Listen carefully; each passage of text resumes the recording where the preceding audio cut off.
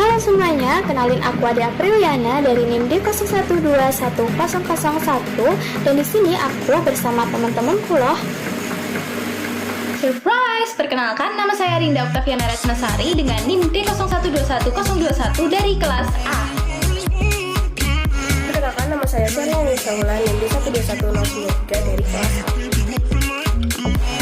Perkenalkan, saya Rizky Tiara Putri dengan NIM D0121091 dari kelas A. Di video kali ini kami sebagai kelompok 2 akan memaparkan tentang analisis kita terhadap berita dengan berita yang berjudulkan gara-gara limbah di Bengawan Solo 63 pabrik disanksi.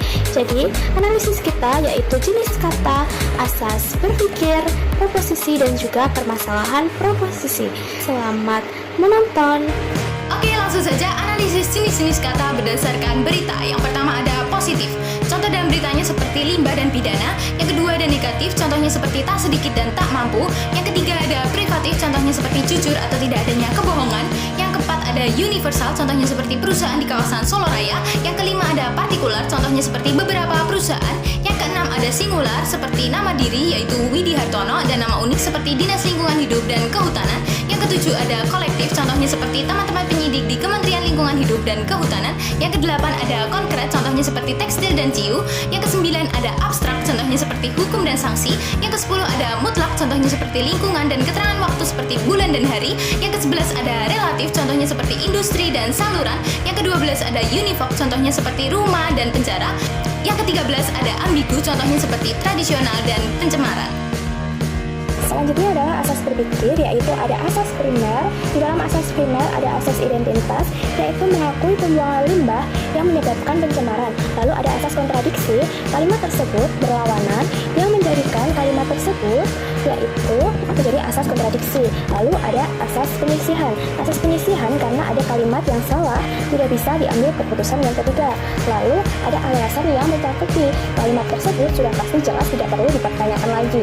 Lalu ada asas sekunder, yaitu berdasarkan sudut isi. Asas kesesuaian yaitu S sama dengan M sama dengan P. Lalu asas ketidaksesuaian S sama dengan M tidak sama dengan P sehingga S tidak sama dengan P. Lalu asas berdasarkan sudut luas yaitu asas dikatakan tentang semua secara universal boleh ditetapkan pada bawahannya. Lalu asas yang dikatakan tentang manapun juga secara universal tidak boleh ditetapkan pada bawahannya. Sekarang udah materi yang ketiga, yaitu preposisi. Untuk materi lengkapnya akan aku jabarkan di samping. Jadi teman-teman udah lihat kan materi lengkapnya? Sekarang aku akan menganalisis preposisi yang ada dalam berita.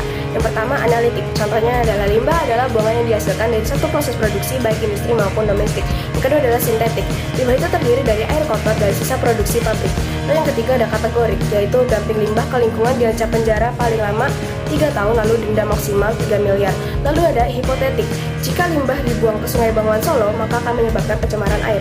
Lalu ada disjungtif sempurna. Contohnya adalah perusahaan-perusahaan mengelola limbah lebih dahulu sebelum dibuang ke sungai, atau limbah langsung dibuang ke sungai tanpa pengelolaan. Lalu ada disjungtif tidak sempurna. Beberapa perusahaan industri mikro dan kecil adalah kontributor pencemaran Sungai Bengawan Solo. Di sini saya akan menjelaskan tentang hasil analisis permasalahan proposisi dalam berita. Untuk kalimat dan juga diagram dapat dilihat di sebelah sini. Dari permasalahan dan juga diagram tersebut dapat menghasilkan output hubungan logika. Yang pertama, permasalahan A, semua sampah adalah limbah, berkontrari dengan permasalahan E, semua sampah bukan limbah. Lalu, permasalahan I, sebagian sampah adalah limbah, bersubkontrari dengan permasalahan O, sebagian sampah bukan limbah. Lalu, permasalahan A, semua sampah adalah limbah, berimplikasi dengan permasalahan I, sebagian sampah adalah limbah. Lalu, permasalahan E, semua sampah bukanlah limbah, berimplikasi dengan permasalahan O, sebagian sampah bukanlah limbah.